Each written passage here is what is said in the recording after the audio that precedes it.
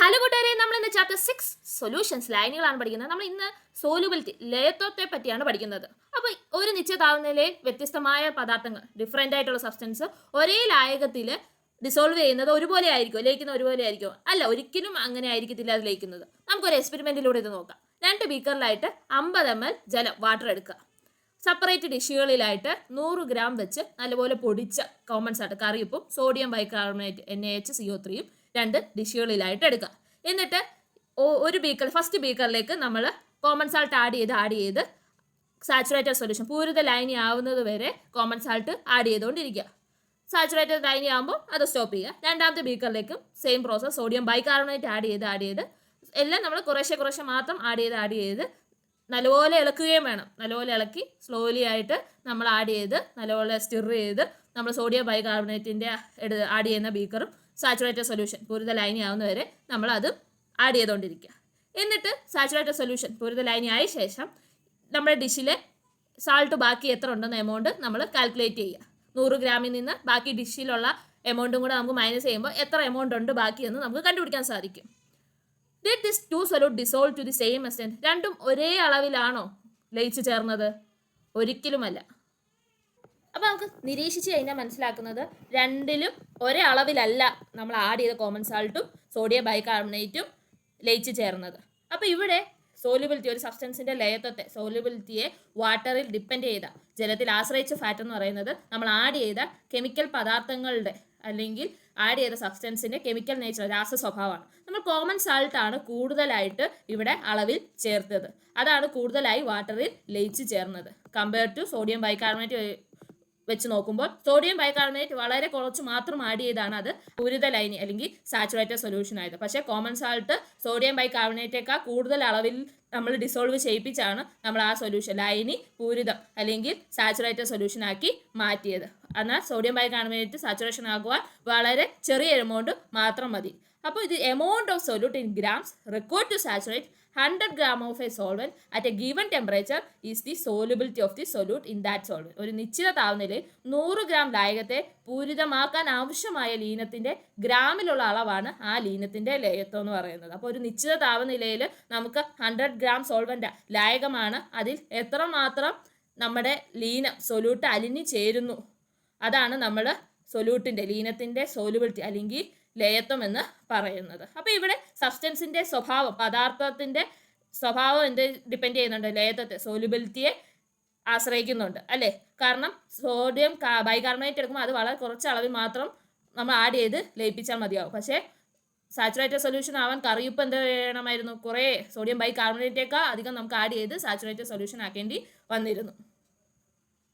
അപ്പം നമ്മൾ കഴിഞ്ഞ ക്ലാസ്സിൽ പഠിച്ചു ടെമ്പറേച്ചർ എന്താണ് ലയത്വത്തെ അല്ലെങ്കിൽ സോലുബിലിറ്റി അഫക്റ്റ് ചെയ്യുന്ന ഫാക്ടറാണ്. അപ്പോൾ സോഡിയം കൂടുമ്പോൾ ലയത്വം കൂടും, ടെമ്പറേച്ചർ ഇൻക്രീസ് ചെയ്യുമ്പോൾ സോലുബിലിറ്റിയും ഇൻക്രീസ് ചെയ്യും. താഴെ തന്നിരിക്കുന്ന ഗ്രാഫ് നമ്മളോട് പരിശോധിക്കാനാണ് പറഞ്ഞിരിക്കുന്നത്. ഈ ഗ്രാഫിനെ സോലുബിലിറ്റി കേർവ് എന്നാണ് പറയുന്നത്. ഓരോ സാൾട്ടും ഗിവൻ ടെമ്പറേച്ചറിൽ എത്രമാത്രം ലയിച്ച് ചേരുന്നുണ്ട്, സോലുബിലിറ്റി ലയത്വത്തെ പറ്റിയാണ് പറയുന്നത്. ഓരോ ലവണങ്ങളുടെയും ലയത്വത്തിൻ്റെ പ്രത്യേകതകളാണ് ഈ സോലുബിലിറ്റി കേർവിൽ നമുക്ക് തന്നിരിക്കുന്നത്.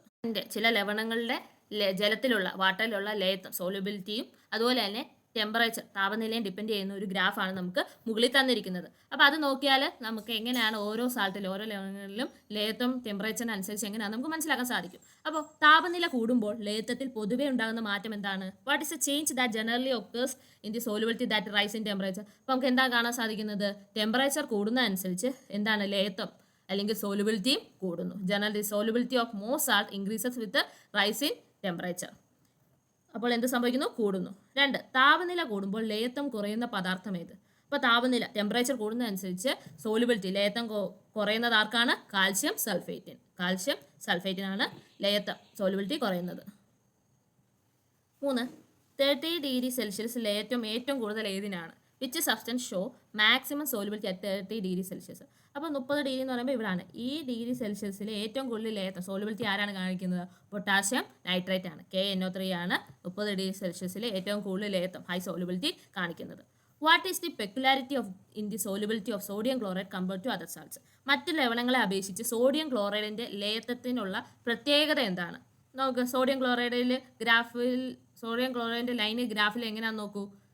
സോഡിയം ക്ലോറൈഡിൻ്റെ ലൈന് ഗ്രാഫിൽ നോക്കിയാൽ നമുക്ക് മനസ്സിലാവും എന്താണ് കോൺസ്റ്റൻ്റ് ആയിട്ട് പോവുകയാണ് ചെയ്യുന്നത്. ഒരു ചെറിയൊരു സ്ലൈറ്റ് ഇൻക്രീസ്, ചെറുതായിട്ടൊന്ന് കൂടുകയെന്നേ ഉള്ളൂ, 80 ഡിഗ്രി ചെറിയൊരു ഇൻക്രീസ് മാത്രമേ നമുക്ക് കാണാൻ സാധിക്കുന്നുള്ളൂ. അതുവരെ എന്താണ് കോൺസ്റ്റന്റ് സ്ഥിരമായിട്ടാണ് ഇരിക്കുന്നത്. അപ്പോൾ എന്താണ് നമുക്ക് മനസ്സിലാക്കുന്നത്? Sodium chloride has relatively constant. ബാക്കി ഉള്ള ലവണങ്ങളെ വെച്ച് നോക്കുമ്പോൾ ബാക്കിയുള്ള ലവണങ്ങൾ നല്ലപോലെ കൂടുന്നുണ്ട്. കാൽസ്യം സൾഫേറ്റ് മാത്രം കുറച്ച് കൂടിയിട്ട് ഡിക്രീസ് ആകുന്നു, കുറയുന്നുമുണ്ട്. പക്ഷേ സോഡിയം ക്ലോറൈഡ് എന്താണ് ഒരു 80 ഡിഗ്രി സെൽഷ്യസ് വരെയും അത് സ്ഥിരമായിട്ട് അതിൻ്റെ ലയത്വം സോലുബിലിറ്റി എന്താണ് ടെമ്പറേച്ചറിനെ ഡിപ്പെൻഡ് ചെയ്ത് താപനിലയെ ആശ്രയിക്കുമ്പോൾ എന്താണ് കോൺസ്റ്റന്റ് സ്ഥിരമായിട്ട് തന്നെയാണ് ഇരിക്കുന്നത്. അപ്പോൾ sodium chloride has a relatively constant solubility across a wide range of temperature and like many other salts whose solubility change significantly with temperature. അപ്പോൾ ബാക്കിയുള്ളതിൻ്റെ എല്ലാം ടെമ്പറേച്ചറിനനുസരിച്ച് ചേഞ്ച് ആവുന്നുണ്ടെങ്കിലും സോഡിയം ക്ലോറൈഡിൻ്റെ മാത്രം ചേഞ്ച് ആകുന്നില്ല. ഏകദേശം ഒരു 80 ഡിഗ്രി സെൽഷ്യസ് വരെ അത് സ്ഥിരമായിട്ട് തന്നെയാണ് ഇരിക്കുന്നത്. ലയത്വവും താപനിലയും തമ്മിലുള്ള ബന്ധത്തെ പറ്റി ഒരു കുറിപ്പ് തയ്യാറാക്കുക. ഒരു നോട്ട് തയ്യാറാക്കാൻ പറഞ്ഞാൽ temperature plays a significant role in the solubility of substance. പദാർത്ഥങ്ങളുടെ ലയത്വത്തിൽ ടെമ്പറേച്ചർ താപനില പ്രധാനമായ ഒരു റോള് വഹിക്കുന്നുണ്ട്. Generally as the temperature increases, പൊതുവെ താപനില കൂടുമ്പോൾ the solubility of solids and liquids in a solvent also increase, ലയത്വവും കൂടുന്നു. അപ്പോൾ ഇത് കാരണം ഉയർന്ന താപനിലയിൽ ഹയർ ടെമ്പറേച്ചർ മോളിക്യൂൾസ് കണികൾക്ക് കൂടുതൽ ചലനശക്തി, കൂടുതൽ ഗതികോർജം, കൈനറ്റിക് എനർജി കൊടുക്കുന്നു. അങ്ങനെ അവ തമ്മിലുള്ള ബന്ധങ്ങൾ തകർക്കുവാൻ അല്ലെങ്കിൽ ബ്രേക്ക് ഇന്റർമോളിക്കുലർ ബോൺസ് തകർക്കുവാൻ കഴിയുന്നു. അങ്ങനെ കൂടുതലായിട്ട് അവർക്ക് സോൾവെൻറ്റിലേക്ക് ലയിച്ചു ചേരുവാൻ സാധിക്കുകയും ചെയ്യുന്നു. അപ്പോൾ ടെമ്പറേച്ചർ കൂടുതലാകുന്നതനുസരിച്ച് കൂടുതലായിട്ട് അതിലേക്ക് സോൾവെൻറ്റിലേക്ക് ലയിക്കുവാൻ പദാർത്ഥത്തിനെ സഹായിക്കുകയാണ് ടെമ്പറേച്ചർ താപനില ചെയ്യുന്നത്. ഇവിടെ പല ഫാക്ടേഴ്സ് ഘടകങ്ങൾ ലയത്വത്തെ അല്ലെങ്കിൽ സോലുബിലിറ്റിയെ സ്വാധീനിക്കുന്നുണ്ട്. ഇപ്പോൾ NaClൻ്റെ കേസ് എടുക്കുകയാണെങ്കിൽ അല്ലെങ്കിൽ കറിയുപ്പ് എടുക്കുകയാണെങ്കിൽ വാട്ടറിൽ അത് നല്ലപോലെ ലയിച്ച് ചേരുന്നതായി കാണാം. പക്ഷേ ആൽക്കഹോളിലൊക്കെ അത് അല്പം മാത്രം ലൈറ്റ്ലി മാത്രമേ അത് എന്ത് ചെയ്യത്തുള്ളൂ, സോലുബിൾ ആകത്തുള്ളൂ, ലയിക്കത്തുള്ളൂ. എന്നാൽ കെറോസിനിൽ അത് ഒട്ടും തന്നെ ലയിക്കുകയില്ല. ഇത് എന്തായിരിക്കും കാരണം? Difference in the nature of the solvents. ലായകത്തിൻ്റെ സ്വഭാവത്തിലുള്ള വ്യത്യാസം കാരണമാണ് നമുക്ക് എന്ത് കാണാൻ സാധിക്കുന്നത്?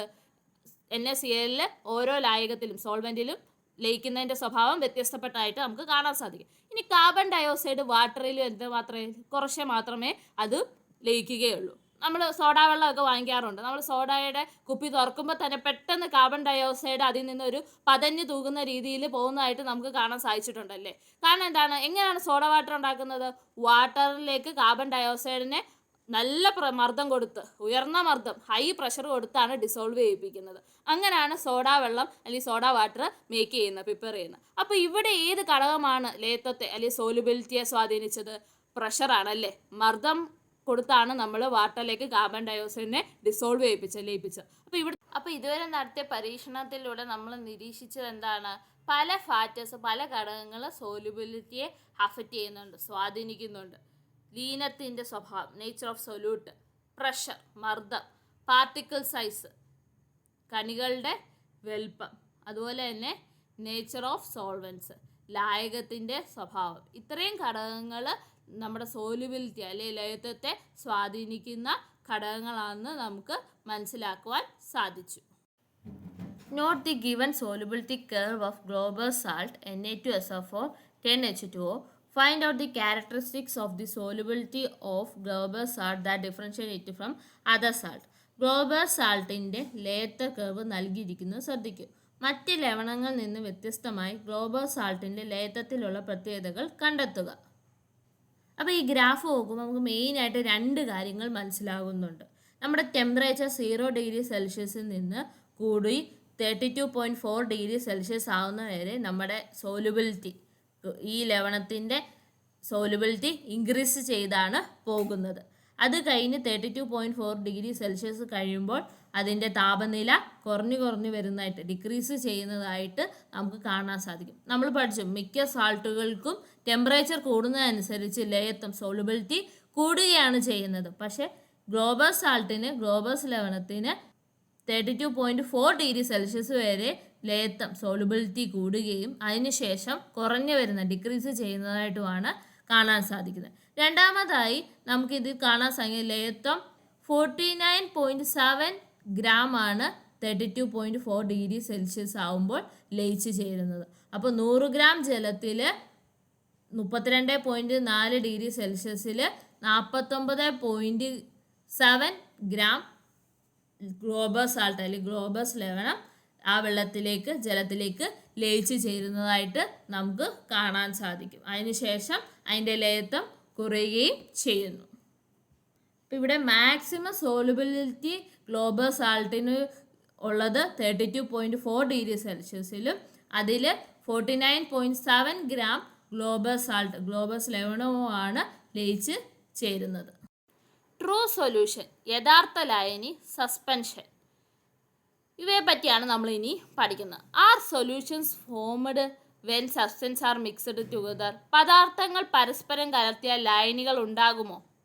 കലർത്തി നോക്കാം. Let's mix it up. Beaker 1, ആദ്യത്തെ ബീക്കറിൽ വാട്ടർ പ്ലസ് ഷുഗർ.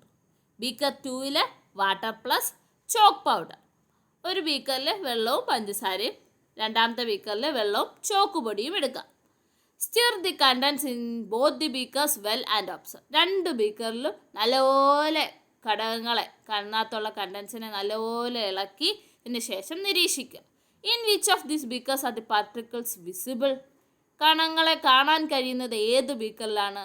നിങ്ങൾക്ക് തന്നെ ഒന്ന് വിഷ്വലൈസ് ചെയ്താൽ നിങ്ങൾക്ക് മനസ്സിലാക്കും. വാട്ടറും ഷുഗറും എടുത്തതിനാൽ പഞ്ചസാര എന്ത് ചെയ്യും? വെള്ളത്തിൽ അലിഞ്ഞു ചേരും. പക്ഷേ സെക്കൻഡ് ബീക്കറിൽ ചോക്കുപൊടി എടുത്താൽ ചോക്കുപൊടി ഒരിക്കലും വെള്ളത്തിൽ അലിഞ്ഞു ചേരുകയില്ല, അല്ലേ?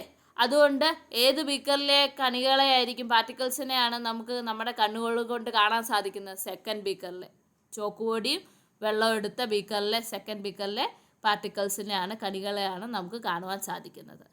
Let us examine the beaker after keeping them undisturbed for some time. കുറച്ച് സമയം അനക്കാതെ വെച്ചതിന് ശേഷം പരിശോധിച്ചാലോ?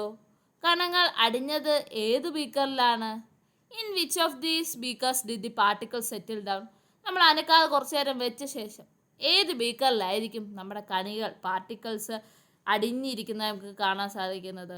ഓൾറെഡി നമ്മൾ ആദ്യമേ മനസ്സിലാക്കി ഷുഗർ വെള്ളത്തിൽ അലിഞ്ഞു ചേരുന്നു. അപ്പോൾ പിന്നെ പഞ്ചസാരയെ നമുക്ക് ഡിസ്റ്റർബഡ് ആക്കാതെ വെച്ചിട്ടും അവിടെ അടിഞ്ഞതായിട്ട് നമുക്ക് കാണാൻ സാധിക്കില്ല. അപ്പോൾ ഏതിലായിരിക്കും? ബീക്കർ 2 ചോക്കുപൊടികൾ, അവരുടെ കണങ്ങൾ, പാർട്ടിക്കിൾസ് താഴെ അടിഞ്ഞു കിടക്കുന്നതായിട്ട് നമുക്ക് കാണാൻ സാധിക്കും.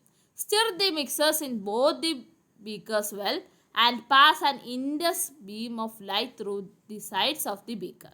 രണ്ട് ബീക്കറിലെയും മിശ്രിതങ്ങളെ നന്നായി ഇളക്കിയ ശേഷം വശങ്ങളിലൂടെ ശക്തമായൊരു പ്രകാശ ബീം കടത്തിവിടുക. പ്രകാശത്തിൻ്റെ പാത ദൃശ്യമാകുന്നത് ഏത് ബീക്കറിലായിരിക്കും? താഴത്തെ പിക്ചർ നോക്കിയാൽ നമുക്ക് മനസ്സിലാവും ഏത് ബീക്കറിലാണ് നമുക്ക് പാത്ത് ഓഫ് ലൈറ്റ് വിസിബിൾ ആയിട്ട് കാണാൻ സാധിക്കുന്നത്, പ്രകാശത്തിൻ്റെ പാത ദൃശ്യമാകുന്നത്. ആദ്യത്തെ ബീക്കർ നോക്കൂ, ഷുഗർ സൊല്യൂഷൻ, പഞ്ചസാര ലായനിയാണ്. അതിൽ നമ്മൾ ശക്തമായ പ്രകാശം ബീം, ഇൻറ്റൻസ് ലൈറ്റ് ബീം കടത്തി വിട്ടാലും നമുക്ക് കാണാൻ സാധിക്കുമോ? ഇല്ല. പ്രകാശപാത അല്ലെങ്കിൽ ലൈറ്റ് ബീമിൻ്റെ പാത്ത് നമുക്ക് കാണാൻ സാധിക്കില്ല, വിസിബിൾ അല്ല. രണ്ടാമത്തെ ബീക്കർ നോക്കൂ, വെള്ളവും ചോക്കുപൊടിയും കലർന്ന മിശ്രിതം, mixture of water and chalk water. അത് നമ്മൾ ഇളക്കിയ ശേഷം നമ്മൾ ലൈറ്റ് കടത്തി വിടുകയാണെങ്കിൽ നമുക്ക് കാണാൻ സാധിക്കും ബീക്കറിൻ്റെ ഒരു സൈഡിൽ കൂടെ മറ്റേ സൈഡിലേക്ക് പ്രകാശത്തിൻ്റെ പാത്ത് ഓഫ് ലൈറ്റ് ബീം നമുക്ക് ദൃശ്യമാകുന്നതായിട്ട് നമുക്ക് സാധിക്കും. അപ്പോൾ ഏത് ബീക്കറിലാണ് പാത്ത് ഓഫ് ലൈറ്റ് ബീം വിസിബിളായിട്ട് പ്രകാശപാത ദൃശ്യമാകുന്നത്? ബീക്കർ 2. ഓരോ മിശ്രിതം ഫിൽറ്റർ പേപ്പർ ഉപയോഗിച്ച് അരിക്കുക. Filter each mixture using filter paper. Particles of which beaker could be separated? കണങ്ങളെ വേർതിരിക്കാൻ കഴിഞ്ഞത് ഏതിലായിരിക്കും? ബീക്കർ 2 അല്ലേ? വെള്ളവും ചോക്കുപൊടിയും കലർന്ന മിശ്രിതത്തിൽ നമുക്ക് ചോക്കുപൊടിയെ വേർതിരിച്ചെടുക്കാൻ പറ്റും. എന്നാൽ പഞ്ചസാര ലായനി അല്ലെങ്കിൽ ഷുഗർ സൊല്യൂഷനെ നമ്മൾ ഫിൽറ്റർ ചെയ്താൽ നമുക്ക് പഞ്ചസാരയെ വേർതിരിച്ചെടുക്കാൻ പറ്റുമോ? ഇല്ല.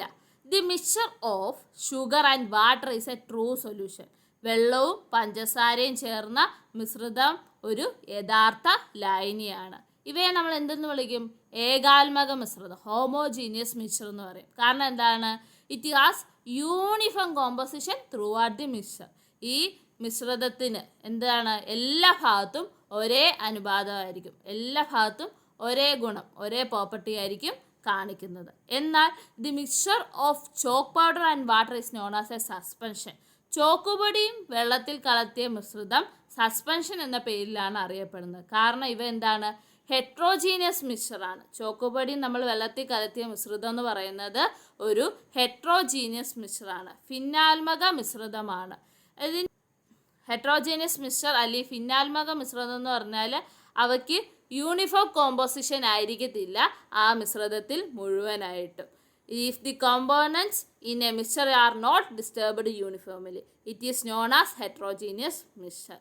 മിശ്രിതത്തിൻ്റെ എല്ലാ ഭാഗത്തും ഘടകങ്ങൾ ഒരേ അനുപാതത്തിൽ അല്ല, അതുകൊണ്ടാണ് ആ മിശ്രിതത്തെ ഭിന്നാത്മക മിശ്രിതം എന്ന് പറയുന്നത്. അപ്പോൾ നമുക്ക് ശ്രദ്ധിച്ചറിയാം, ചോക്കുപൊടിയും വെള്ളം ചേർക്കുമ്പോൾ എന്താണ്, താഴെ ചോക്കുപൊടി അടിഞ്ഞെടുക്കും, മേളിലും വെള്ളം കാണും. അങ്ങനെ അനുപാതത്തിൽ ഒരേ യൂണിഫോം പ്രോപ്പർട്ടി എല്ലായിടത്തും ഒരുപോലെയാണ് ഇരിക്കുന്നത്. അല്ല, ഗുണങ്ങൾ വ്യത്യസ്തമാണ് അല്ലേ. പ്രോപ്പർട്ടി സെയിം ആയിട്ടല്ല ഹെട്രോജീനിയസ് മിക്സ്ചർ അല്ലെങ്കിൽ ഭിന്നാത്മക മിശ്രിതത്തിൽ കാണുന്നത്. ചെളിവെള്ളം നോക്കൂ, അല്ലെങ്കിൽ മഡി വാട്ടർ, അതും ഒരു സസ്പെൻഷനാണ് അല്ലേ. ചെളിവെള്ളം നമ്മൾ എടുത്തിട്ട് കുറച്ച് നേരം ഡിസ്റ്റർബ് ചെയ്യാതെ വെക്കുകയാണെങ്കിൽ അതെന്താണ്, ചെളി അടിയിൽ അല്ലെങ്കിൽ മഡ് അടിയിലായിട്ട് അടിയുന്നതായിട്ട് നമുക്ക് കാണാൻ സാധിക്കും അല്ലേ. അതുകൊണ്ട് നമുക്ക് അതിനെന്താ, അതൊരു സസ്പെൻഷനാണ് അല്ലെങ്കിൽ ഹെട്രോജീനിയസ് മിശ്രിതമാണ്, ഭിന്നാത്മക മിശ്രിതമാണെന്ന് നമുക്ക് ചെളിവെള്ളത്തെ അല്ലെങ്കിൽ മഡി വാട്ടറിനെ പറയാൻ സാധിക്കും. അപ്പോൾ ചെളിവെള്ളം ഒരു സസ്പെൻഷൻ ആണെന്ന് പറയാൻ എന്തൊക്കെ സവിശേഷതകളുടെ അടിസ്ഥാനത്തിലായിരിക്കും നമ്മൾ പറയുക? നമ്മൾക്ക് പാർട്ടിക്കിൾസിനെ കാണാൻ സാധിക്കും അല്ലേ. ചെളിവെള്ളത്തിൽ നമുക്ക് ചെളി കണങ്ങൾ എന്താണ്, വെള്ളത്തിൽ ലയിക്കാതെ അത് ദൃശ്യമായിരിക്കുന്നത് നമുക്ക് കാണാൻ സാധിക്കും. അതുപോലെ തന്നെ ഫിൽട്ടർ ചെയ്യുവാണെങ്കിൽ കണങ്ങളെ നമുക്ക് സെപ്പറേറ്റ് ചെയ്തെടുക്കാൻ, വേർതിരിച്ചെടുക്കുവാനും സാധിക്കും. അതുപോലെ ഡിസ്റ്റർബ് ചെയ്യാതെ അല്ലെങ്കിൽ അനക്കാതെ കുറച്ച് നേരം വെച്ച് കഴിഞ്ഞാൽ കണങ്ങൾ അടിയിൽ അടിഞ്ഞുകൂടുന്നതായിട്ട്, സെറ്റിൽ ഡൗൺ ചെയ്യുന്നതായിട്ടും നമുക്ക് കാണാൻ സാധിക്കും. അതുപോലെ തന്നെ നമ്മൾ നല്ലപോലെ സ്റ്റിർ ചെയ്തിട്ട് ലൈറ്റിനെ കടത്തി വിടുവാണെങ്കിൽ നമുക്ക് ആ പ്രകാശപാത അല്ലെങ്കിൽ path of the light beam നമുക്ക് കാണുവാൻ സാധിക്കും. നമ്മൾ മുമ്പ് ചെയ്ത എക്സ്പെരിമെൻറ്റിലൂടെ നമുക്ക് ട്രൂ സൊല്യൂഷൻ്റെ യഥാർത്ഥ ലൈനിയുടെ സസ്പെൻഷൻ്റെ സവിശേഷതകളെ കണ്ടുപിടിച്ചത്. Filter using a filter paper, filter paper ഉപയോഗിച്ചായിരിക്കുന്നു. യഥാർത്ഥ ലൈനിൽ പാർട്ടിക്കിൾസിനെ നമുക്ക് എന്ത് ചെയ്യാൻ പറ്റത്തില്ല, വേർതിരിക്കാൻ സാധിക്കില്ല. എന്നാൽ സസ്പെൻഷനിൽ നമുക്ക് ഘടകങ്ങളെ വേർതിരിക്കുവാൻ സാധിക്കും. Passing an intense beam of light, ശക്തമായ പ്രകാശം ബീം കടത്തിവിടുന്നു. ട്രൂ സൊല്യൂഷൻ, യഥാർത്ഥ ലൈനിൽ പ്രകാശകിരണത്തിൻ്റെ പാത നമുക്ക് കാണുവാൻ സാധിക്കുകയില്ല. Path of light beam is not visible. എന്നാൽ സസ്പെൻഷനിൽ നമുക്ക് ലൈറ്റ് ബീമിൻ്റെ പാത്ത്, പ്രകാശപാത ദൃശ്യമാണ്, വിസിബിളാണ്.